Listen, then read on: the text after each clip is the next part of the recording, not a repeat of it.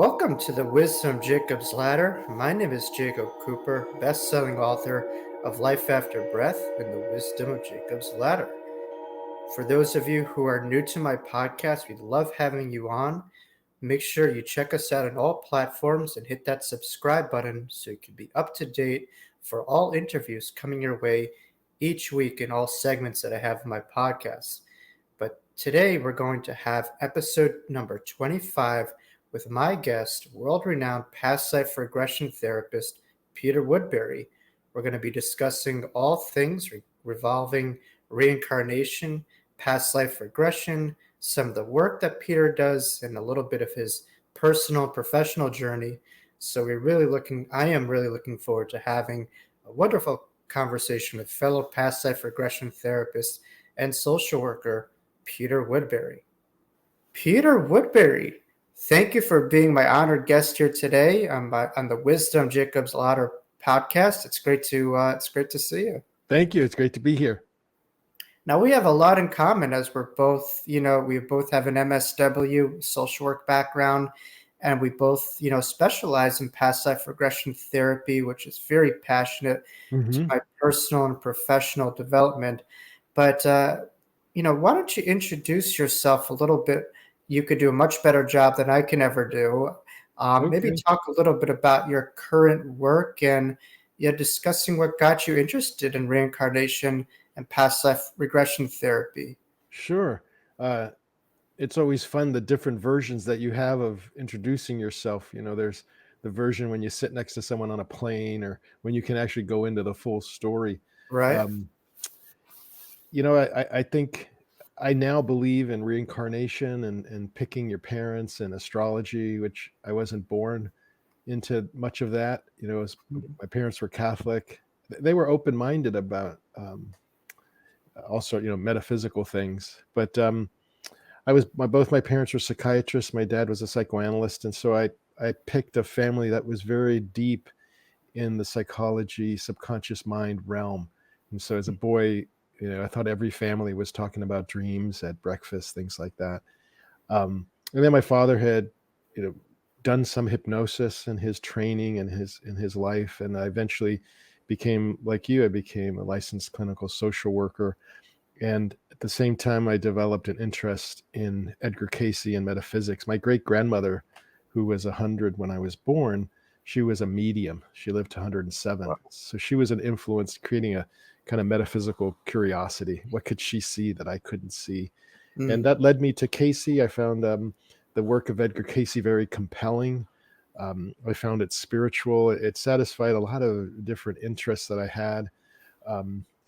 Growing up Christian and Catholic, but later becoming more open-minded to other traditions, I hadn't really found a place to weave everything together.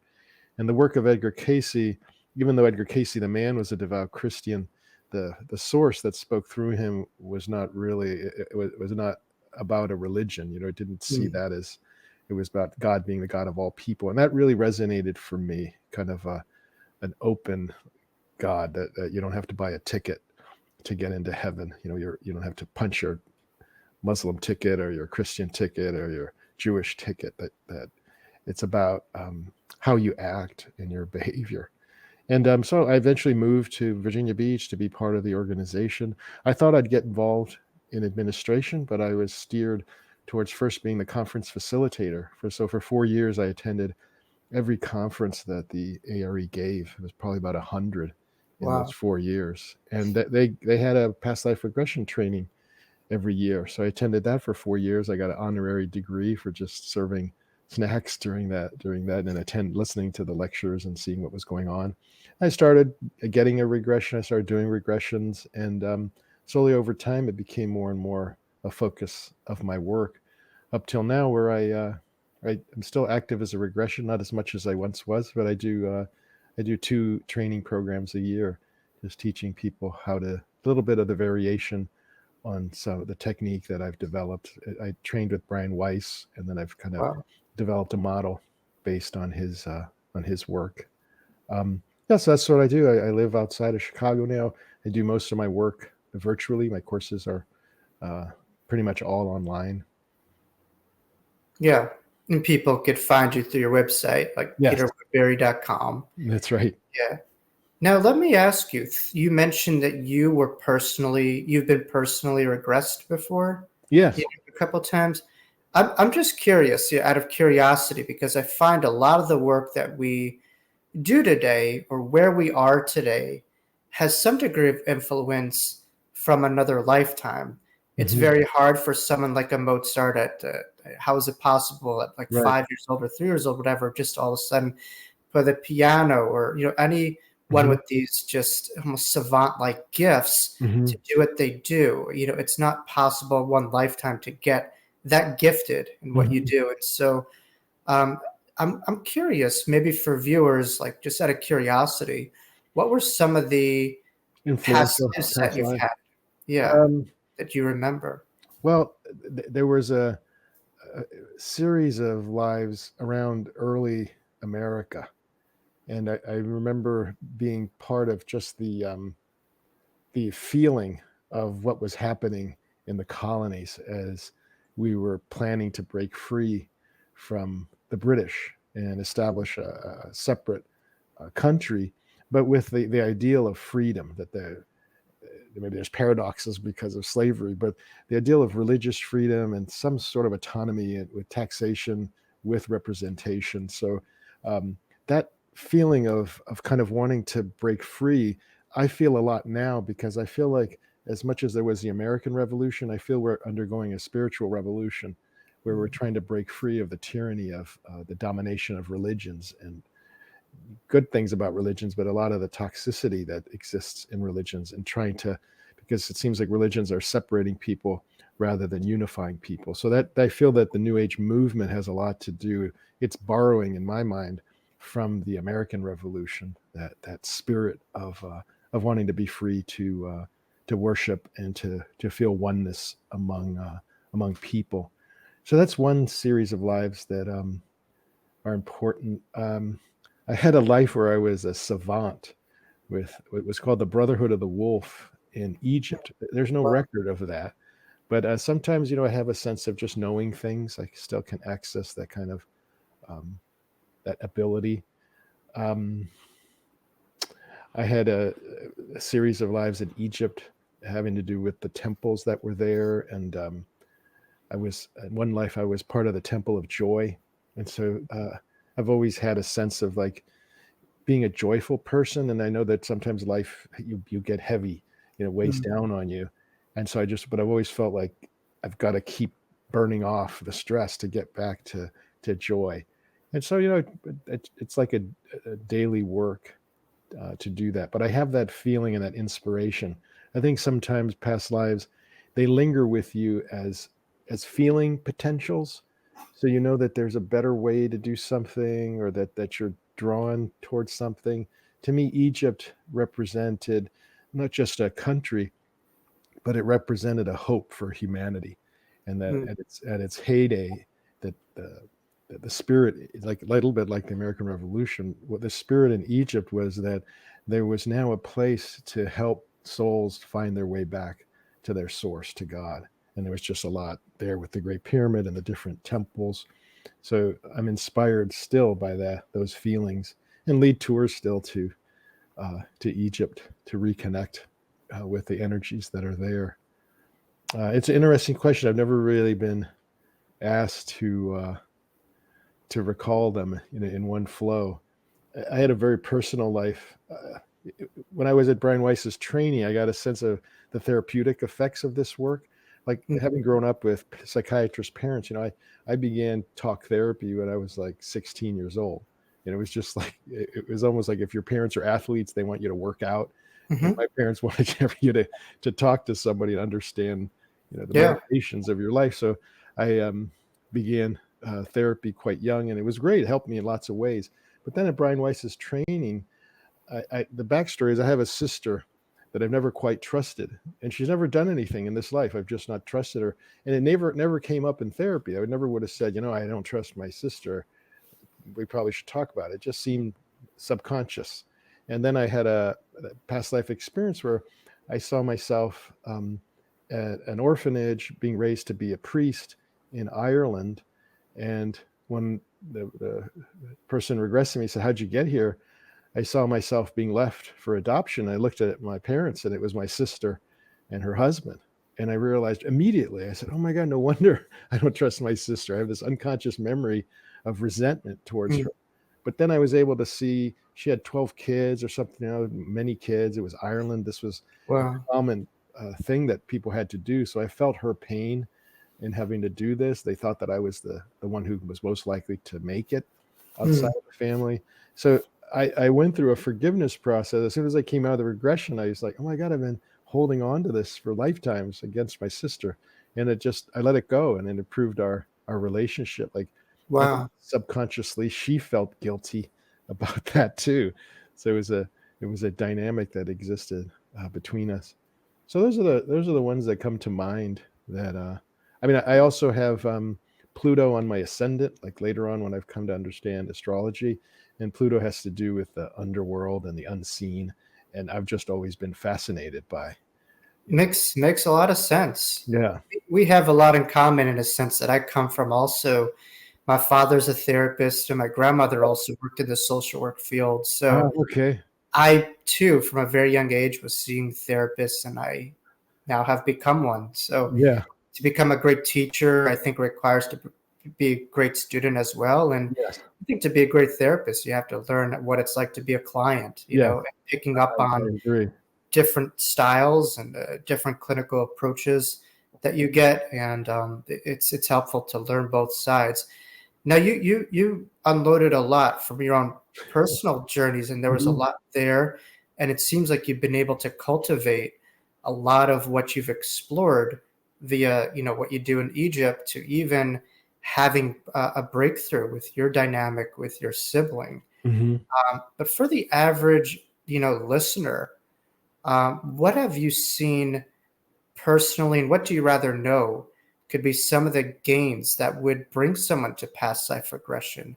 How could one benefit? Because what I often hear is, well, my situation is what it is. What's the point of exploring the past? The past is the past. And then people like you come here and say, whoa, I have this dynamic with this sister. I don't know why I have this feeling of distrust towards her. I did the regression. Now all of a sudden, there's a whole new approach that I have to her, and our dynamic in my world with her has changed. So, but could you maybe elaborate from your own experience, like some of the gains and Sure. positive implications of past life regression therapy? Well, I think that you know, we're born into the middle of a movie, and it's like we're trying to pick up the story. Why does my mom not like my sister, and why do I get along with my mom? Why is my brother? And I think a past life regression helps you see the scenes Mm. earlier in the movie, so it helps come up with a better understanding. Like life makes more sense with seeing previous scenes. So that's one benefit, like seeing the scene of my sister and explain why I held her at a distance. My mother and another sister of mine really didn't get along, and they probably would have benefited from some regression to try to understand why what had gone on previously that it was keeping them um, so with such animosity towards each other. Um, then the other thing is that I say this all the time, that many people are out begging on the streets when they're karmic millionaires, that they have so much in their subconscious bank that they haven't tapped into.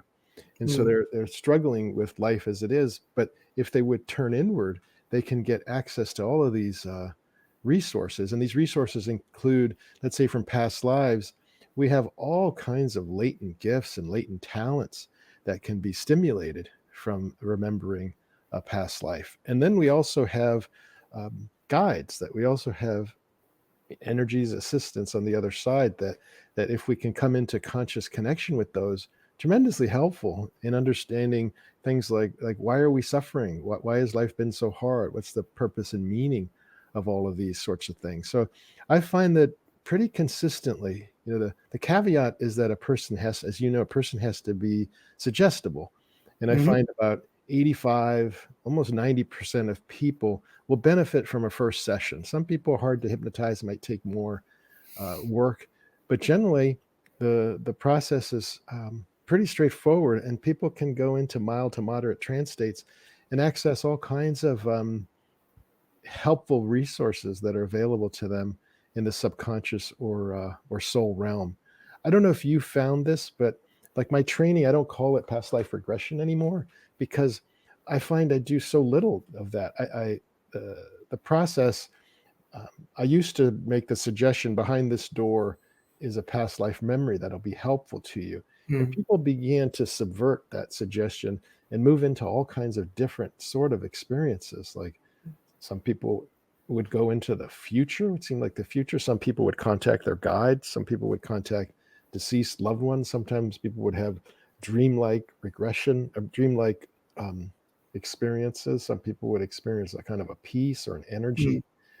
So now I make the suggestion that whatever would be most helpful for you will come to you. And mm, it's rare that it's a past life regression now. It's much more like I think that, and I'd like to hear your experience. I think it's almost like my parents were doctors, and my two sisters and brothers are doctors. So I know you get an MD degree, and then mm. you start to specialize. You go into psychiatry or internal medicine Right. or something. And I think it's a little bit like that with regression. You start off as, you get your degree or whatever, and you start practicing, and then you start to notice that your work starts to go in unique areas. And mine has gone into guides. It seems that I can very much facilitate people contacting their guides and getting.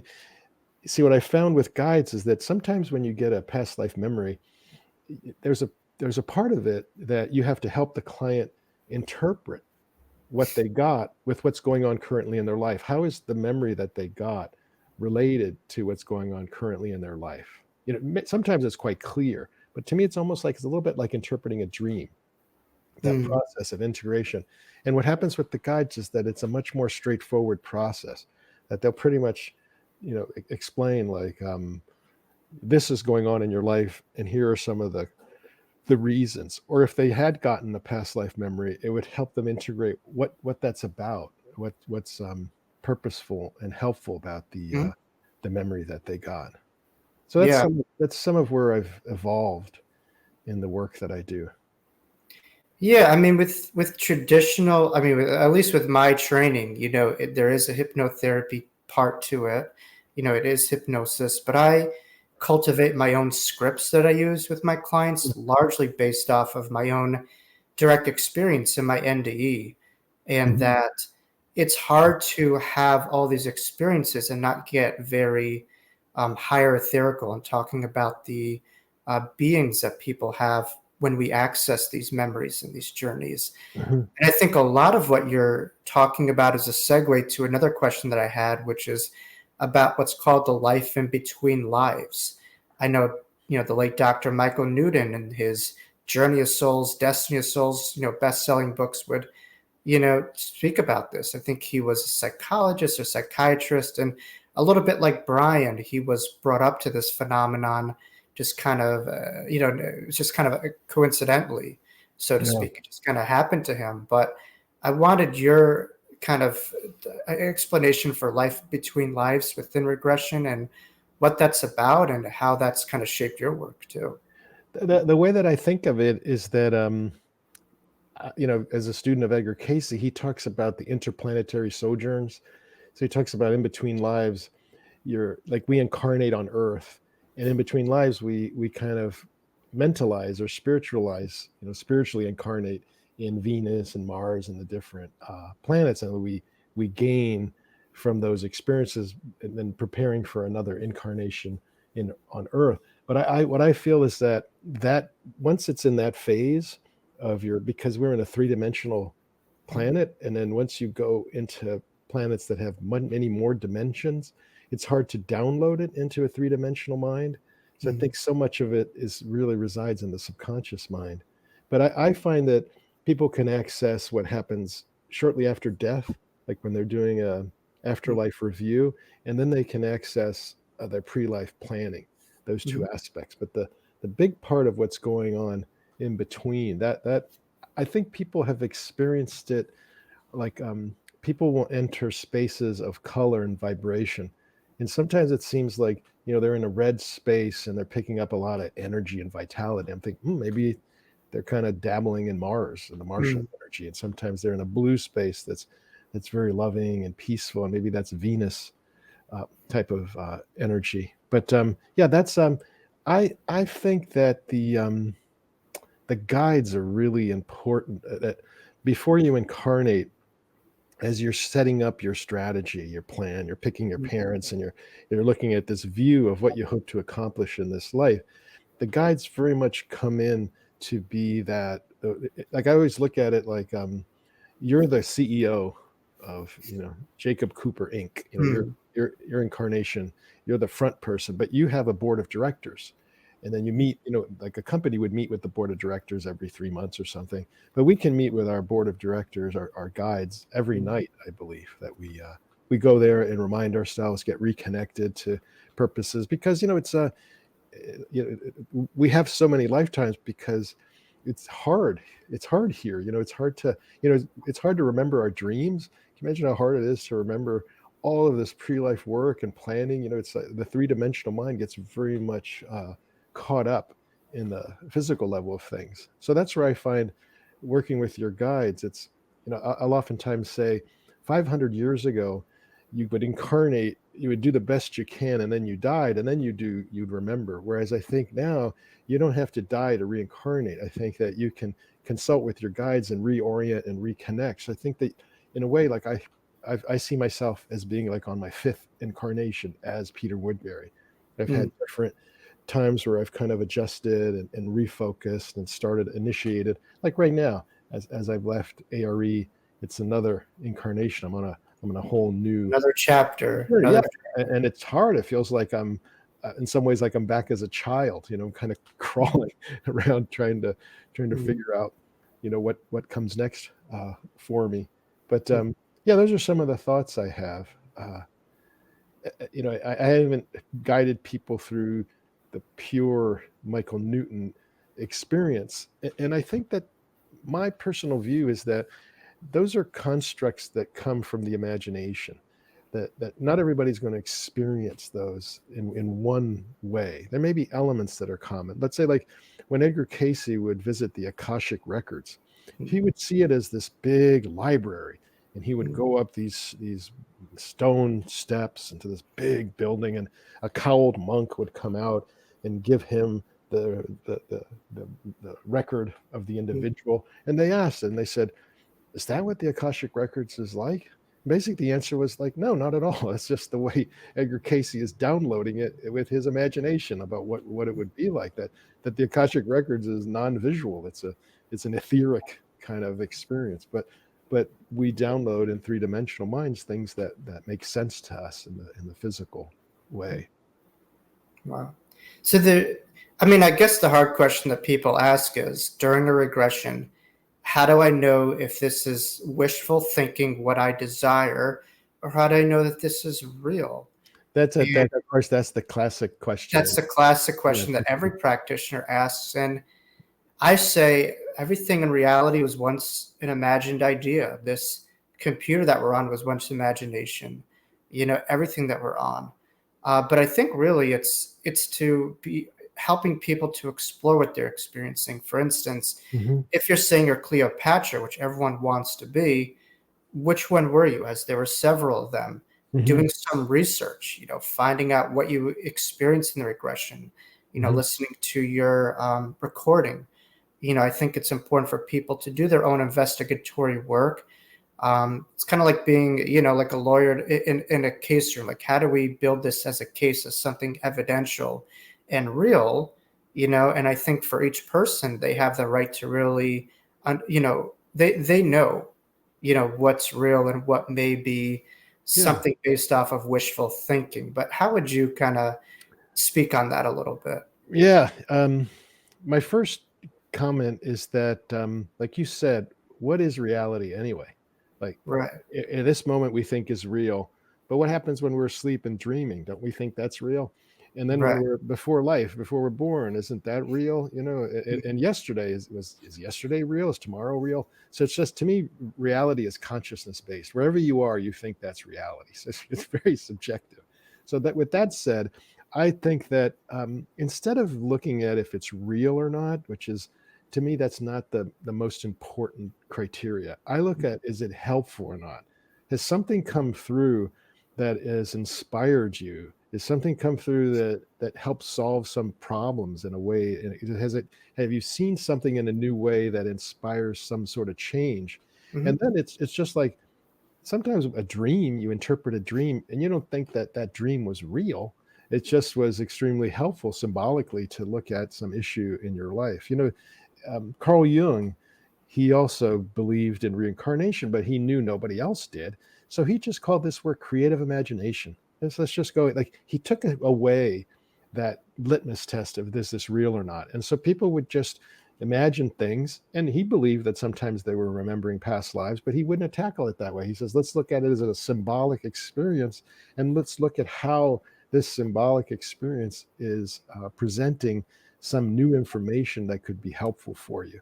So that's one of the ways I address that question. As you know, sometimes you'll have a regression and it's just beautiful. It's just so powerful. And then it's like the person is crying, it's emotional. That's what I look at. Is it emotional?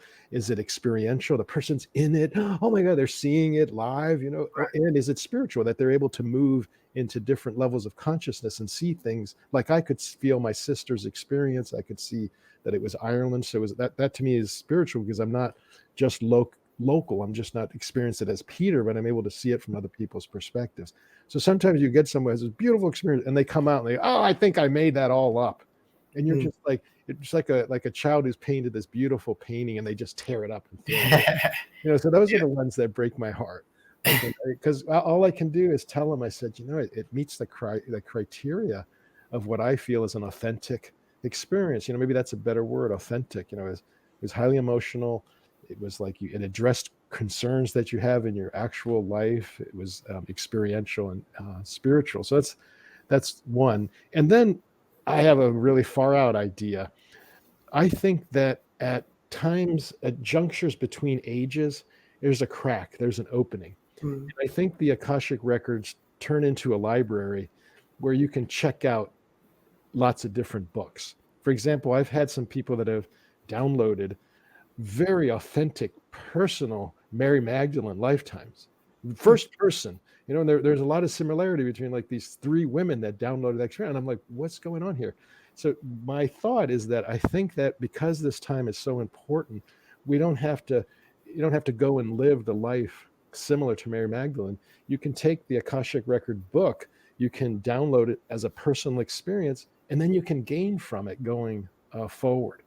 So that's Mm. just an idea that I've had with some. So when people have the Cleopatra experience or those sort of experiences, my sense is that they may be gaining something from recalling or living that experience, whether it was their own actual life or Mm. not.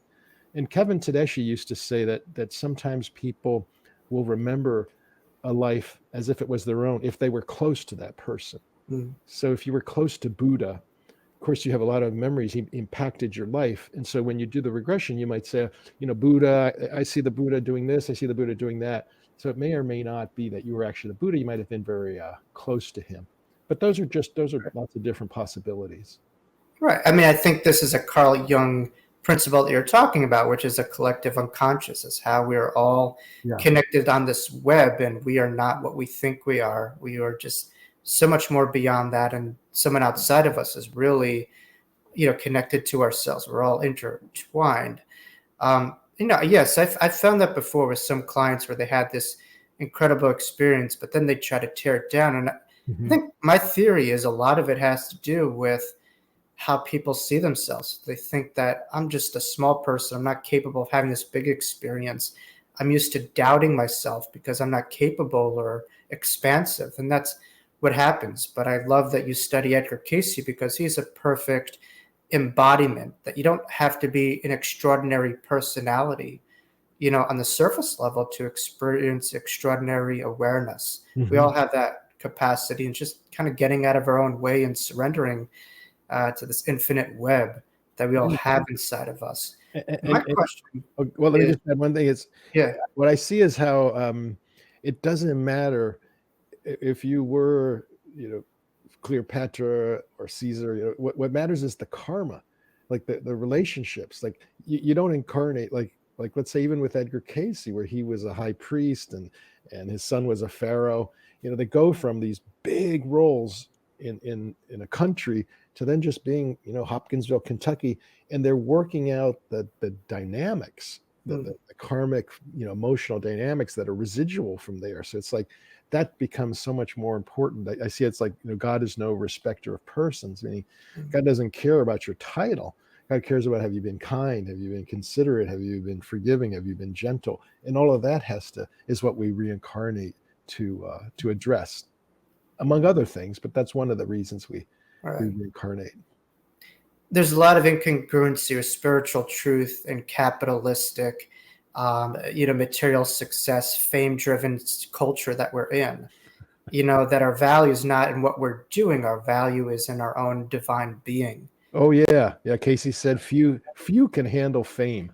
I didn't mention this past life, but I had a past life where I had misused fame, and so in this life I've been very reluctant to become too popular, too famous, or to get seduced by everything that comes with fame. Oh man, well, we have 1 million viewers listening right now. No, I'm just, you're I'm gonna I'm be. old enough now. The message I got was don't do anything in the public eye until you're at least 40.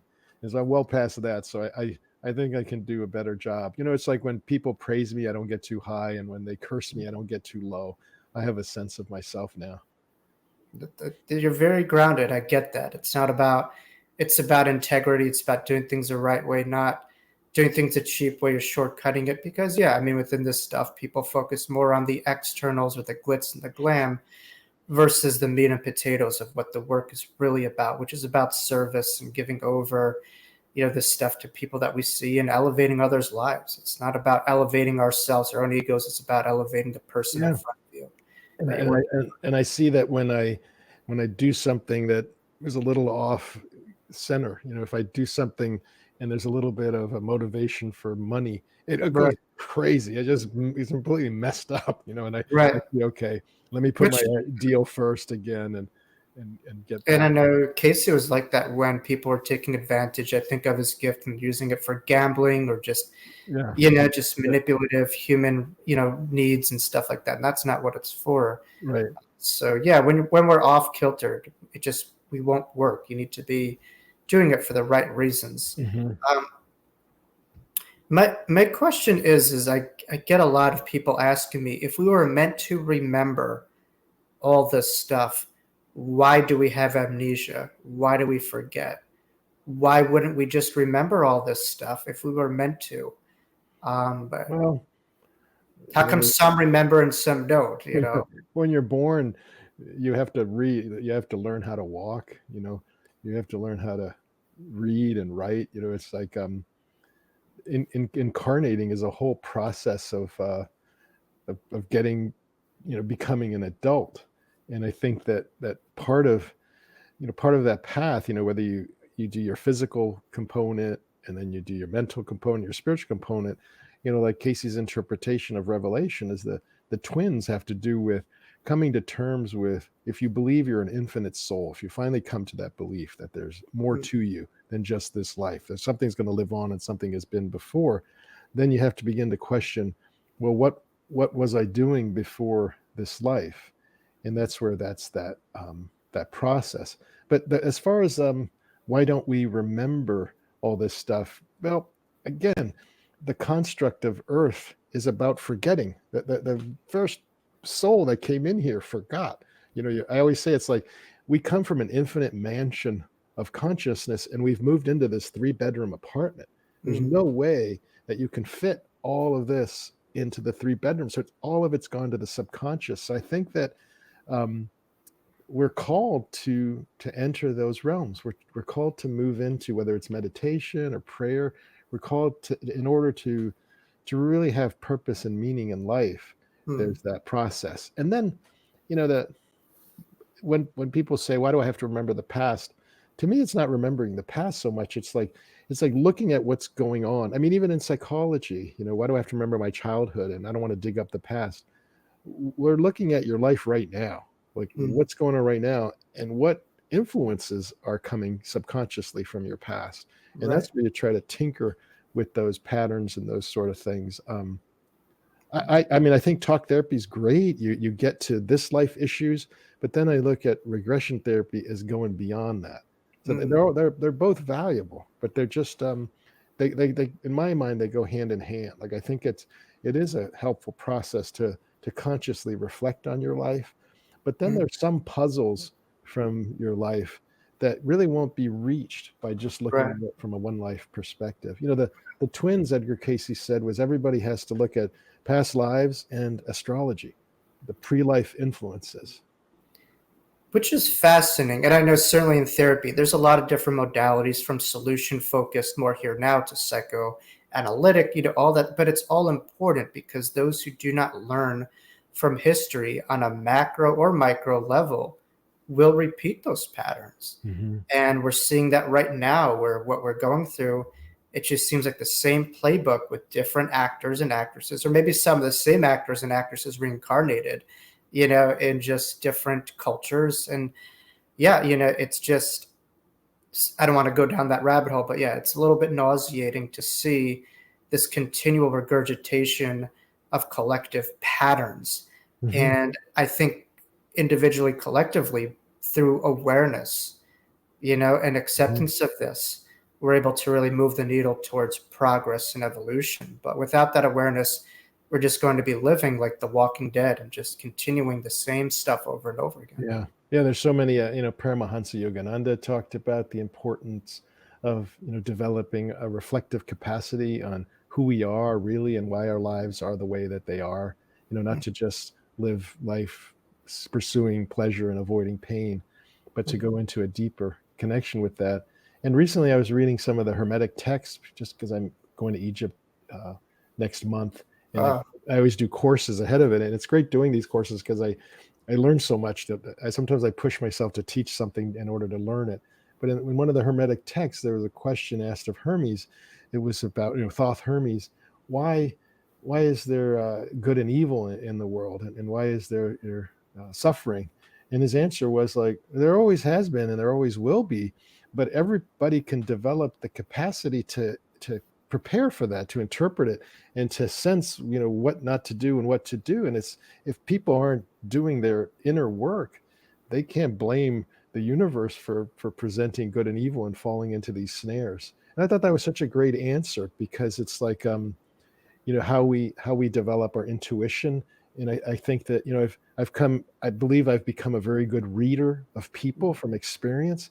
And so it's like I won't trust people if I get a gut feeling not to, and I'll trust my intuition around people to trust it, and I find that works. But then I'll see people like they've trusted this person, and I meet them, and I wouldn't let this person do my laundry. Like, I don't know what in you felt that you could trust them. But so, yeah, those are, I think that it's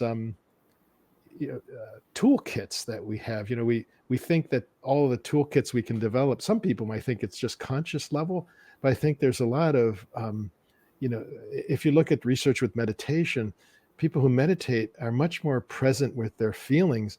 And your feelings, your emotional reactions to things are input that's coming to you from the environment that you're not picking up intellectually. Like, all of a sudden, I don't feel comfortable right now. Someone who meditates will pick that up right away. Like, okay, something isn't right here, and they'll do something about it, versus somebody who isn't. It's just like they're feeling that, but they don't have the access to letting their feelings come to their consciousness. And so they're much more susceptible to snares of people and of life. So it's wow. almost like I think if you want your kids to be safe, teach them to develop their intuition, to teach them how to trust what they're perceiving from people. You look at how people get into trouble. Oftentimes the story is, I felt something was wrong, but Mm, I went ahead anyway. Like, they didn't say something feels wrong, stop. I'm not going into the van. I'm not I'm not going into your apartment, that sort of thing. mm. Yeah, I mean, throughout from the moment we're born, we're almost taught we're our bodies, we know nothing. And so we're taught to distrust our voice. We're taught that, hey, the real voice is outside of ourselves, found in an adult, in religion, and Yeah. external resources. And there's a very disempowered trajectory Yes. that we're on. And I think what you're describing is a big phenomenon called emotional intelligence and Yes. awareness. Yeah. But putting, the rubber on the pavement, so to speak, and not just hearing those things, but acting them and listening to them. Hmm. It could save a life. I mean, I've known, people that I've had on my channel who have had bad feelings about situations, and they listen to that, and that literally just saved their life, and it influenced the current work that they do as intuitives. So this isn't just some parlor trick or something cool. This could literally save your life if you Yeah. listen. Especially with hypnosis and this work can really help people resolve a trauma. You Mhm. know, I like the work of Gabor Mate, where he talks about, the Buddha says, we create the world with our thoughts and with our mind. But Mm. what Buddha didn't say is that some of us, because of trauma, the way that we perceive is skewed. Like again, Porges says our methods of connection become methods of protection. So we're seeing life through a uh, a filter of what's happened to us, Mm. and that can either sometimes overprotect us or underprotect us. And regressions, oftentimes I find that people can work through these traumas that may have their roots beyond just this life, and so they can gain a kind of freedom in their lives as they, because trauma keeps us stuck in a loop around perception. And so if we can resolve a trauma, then we can begin to see, I had a client one time say it very beautifully. He said crying helps to clear our eyes so that we can see. And I find that very important. Like in the waking state, we're very emotionally disallowing. If we're with somebody and they're crying, we get very uncomfortable. Oh, take a tissue, shove it up your nose, stop crying. Mm. But what I find in a regression, it's very helpful to, yes, you're crying, let it come, let it come. And there's a purge, but then oftentimes it helps come to a revelation. Like, what is Mm. this trauma about? Oh, I see that my father was this person in a past life, Mm. or my partner in this life was this kind of experience, or why did I pick I had I wanted to do I wanted to try to explain suffering, for dummies, because Mm. why do we suffer is never, nobody can explain that in a sentence, and I Mm. like to make things simple. So I said, let me try. And so I began to attract people that had suffered who wanted to understand why too. And one woman came to me and she said, I know, Peter, you say we pick our parents. And I said, let me tell you, my parents, basically she was born to a mentally ill mother. There was no father. And so she had to take care of her mother. Then she grew up and she wanted to have her own daughter, to really have mother-daughter love. She couldn't have a kid. They adopted, and this child had a bonding disorder. So she said, I'm in this loveless sandwich. I got a daughter, it doesn't express emotion to me. And the same with my mother. Why am I doing this? And in her regression, she saw very clearly, her guides told her, you came in this life to experience unconditional love. That was what you wanted to experience. And this situation that you're in is that experience. And you're doing really well with it. So she was able to go from feeling victimized and questioning Mm. to feeling like, oh, okay, that makes a lot of sense. So it empowered her in a way that she wasn't a victim, that it was more that this was something that was productive, meaningful, purposeful, and part of her soul development. So I could give many examples like that, but that's to me how people come to, what was it? Who's it? I had a professor in college, and he said the most powerful gift is a new way of looking at something. So Mhm. sometimes things don't exactly change, but you shift the way that you perceive them, and that opens up new vistas and new panoramas. Right. And I think it allows people to find sense in the senseless and order and disorder with Yes. a grounded foundation, to it, and a trust, because I think Einstein would say the most important question that really governs our lives is the nature of our outlook on the universe. Is the universe, ambivalent Yeah. for us or against us? And Right. it could be very easy to feel when everything is happening on the surface level, on the human level, that's just one negative experience after another, to feel, terrible about life and to feel, like you said, like a victim. But then all of a sudden you're like, no, this is all in the playing. This is charted. This comes from an intelligence far greater than our own, self. Then we'll begin to kind of trust that, hey, I'm here to transcend and transform this, and I'm here for a reason. I'm here to learn some of these lessons. And then when it's all said and done, we'll come and laugh together and ask, did I do a good job of teaching you some of these lessons? Mm-hmm. So Yeah. Yeah. I'm still back with that question of, why don't we remember all this stuff, And I guess that's just that's what's gotten us stuck here. I mean, that's why we have reincarnation, because it is so hard to remember. And it's, I always look at it this way, from Casey's story. It's not like we were sent here. It's not like God said, thou shalt enter the earth and become human beings. The story that I believe is that we chose to come into this place, and we created this, the soul consciousness in a physical dimension. And I think that in some ways God responded to that free will. So I always tell people, if you want to be mad at God, I don't think there's anything on earth you can be mad about. That's all human free will choice. But I think if you want to be mad at God, be mad that you were given free will, that's where you can, you were given that ability to make choices. But I think that with that story, it's like I had a person come, and her session was different because she had a question. Why are people mean? Like, and then she said, why do politicians lie so much? Why do they pretend they're for the people, and then they get elected and they're just so greedy and selfish? And she just saw an image, and she just saw seagulls fighting over crumbs, fighting over little pieces of food on the beach, like cawing and clawing at each other. And then the voiceover, like a Morgan Freeman voiceover, was, this is what people are like. They're fighting over crumbs, but they're learning. It's like there's an evolution. Don't give up hope. They're learning to share, and how that will lead to a better way of living on the earth. So always remember that it's to keep in mind that this is an evolution, like you were saying before.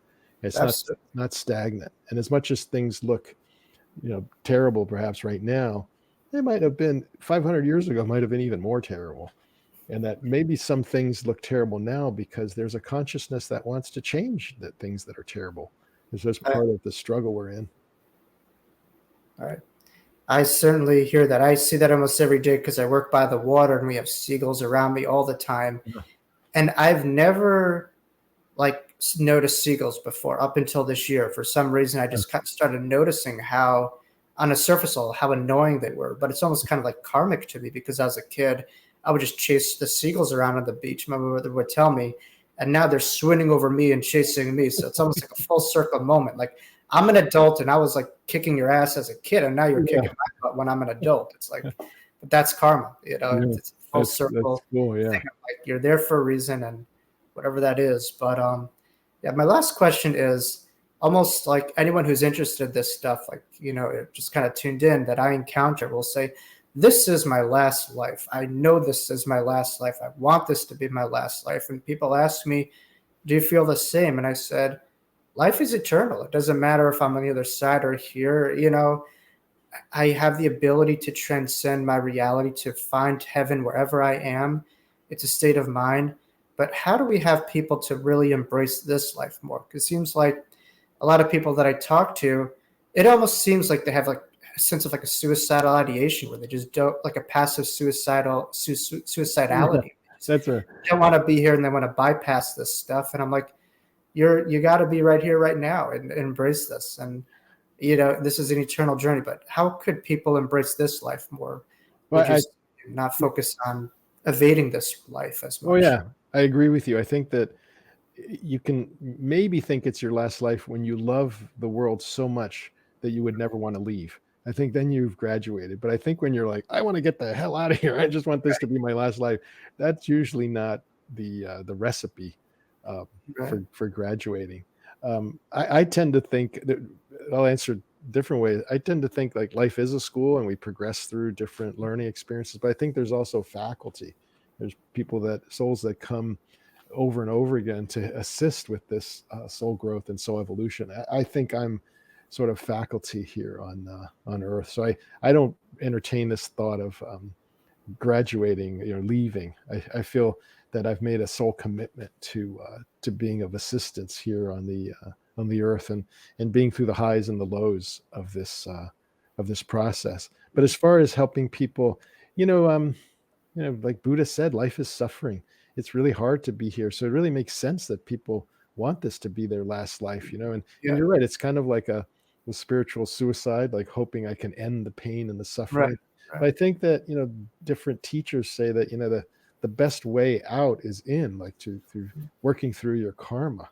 And so just look at those elements that are making your life really difficult, and how might you be avoiding those things, and how might you address those things. And I think that, it's just like an addict.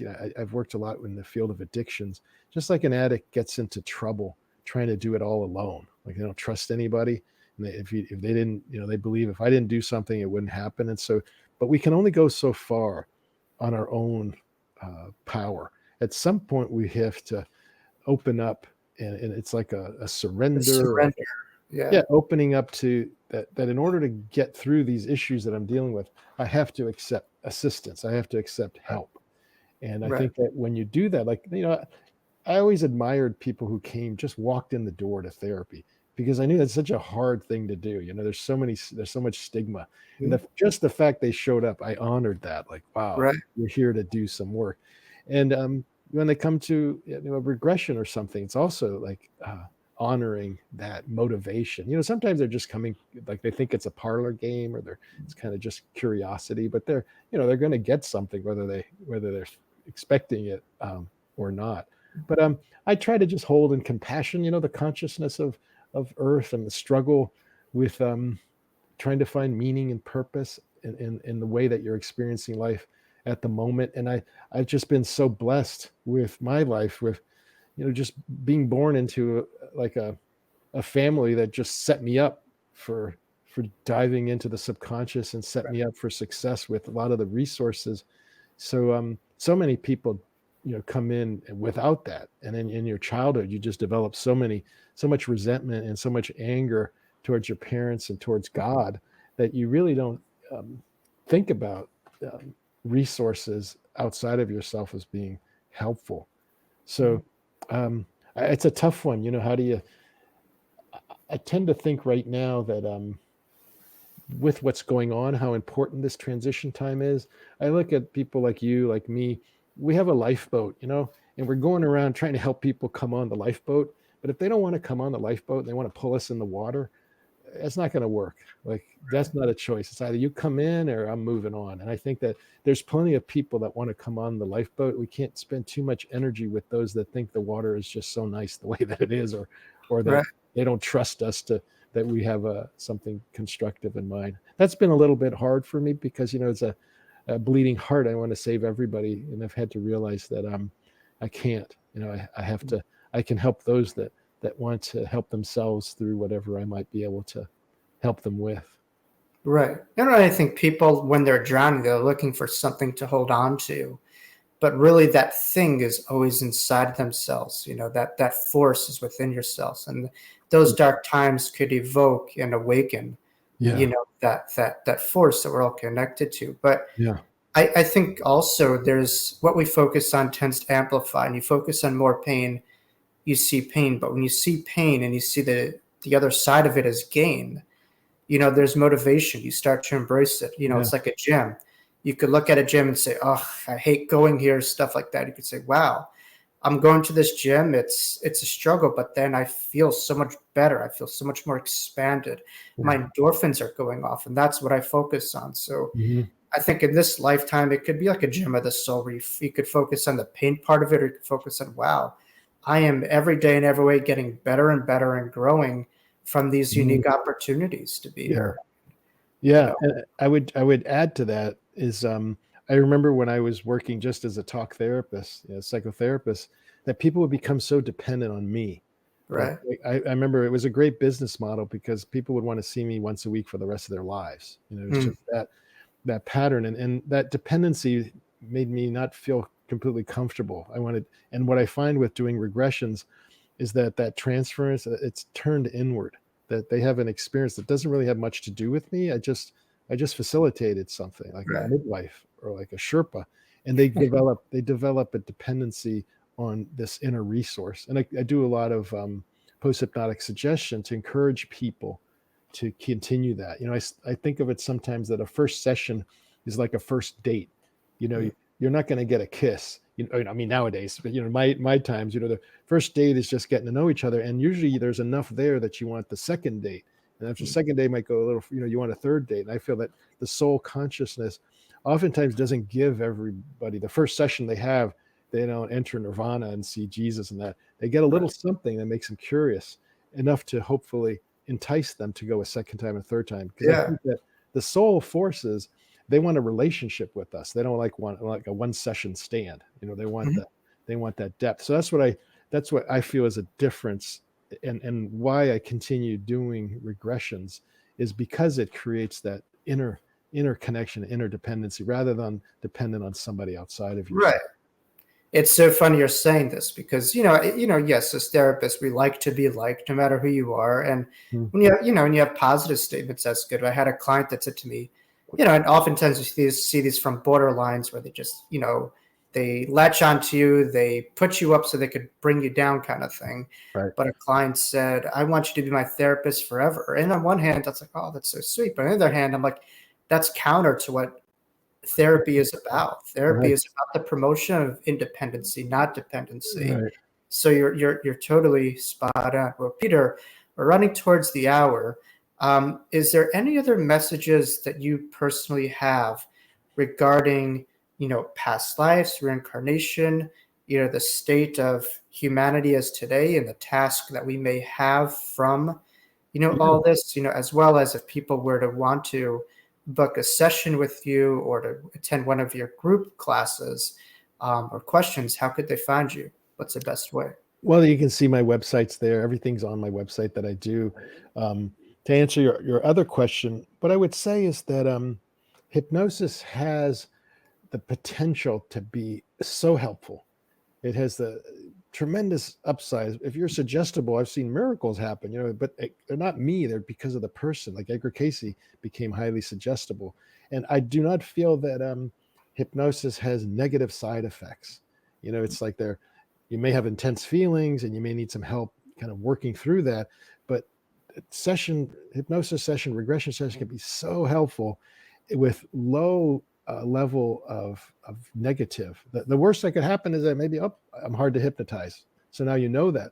But if you're easy to hypnotize, so much can happen. So I would say, give it a try. Just try. It's like I can't tell if somebody's hypnotizable. We have to work together. So I'm not trying to generate business just for the income, but I just find that so many people spend so much money on all kinds of things that may not be nearly as helpful as exploring their own inner realms and accessing what's there for them. So I always say, Cayce said, would you give God a try? And so I would say, would you give your inner resources a try? Right. Yeah. Be organic, tap into what's inside of you. It's all within our own backyard. You can find these things 1,000 miles away, but boy, does it save a lot of time, money, energy if you just, tap into what's already there. And one session, it's like one session could be like years of psychotherapy. Like I don't see people with regressions weekly. They come in, it's something so profound, it might take them years to integrate it. So it's not whatever the price is for one session, it can be like a cornucopia. It can just be something that really opens and gives opportunities for you. So anyway, that's what I share. Those are some of my beliefs. I've really enjoyed our conversation. It's really stimulated a lot of good ideas. I love it. Thank you for coming to the Wisdom Jacob's Ladder. I know people will continually ascend this ladder from our conversation, and look at their own past lives and how it influenced their current life. As you've said, the past is really just something that the moment is influenced by the past too. And it's not just of the past. What we're going through is related to things that have happened before this moment. So wonderful, dimes of wisdom. I couldn't thank you enough, and you're welcome anytime, Peter. And thank you for the continual good work that you do and the support that you give to so many people. Thank you. Thanks for your time. Well, that was a wonderful interview with Peter Woodbury. I really enjoyed our conversation. We really were able to go into things like past lives. We discussed a little bit of Edgar Cayce. We talked a little bit about Peter's journey and the work that he does.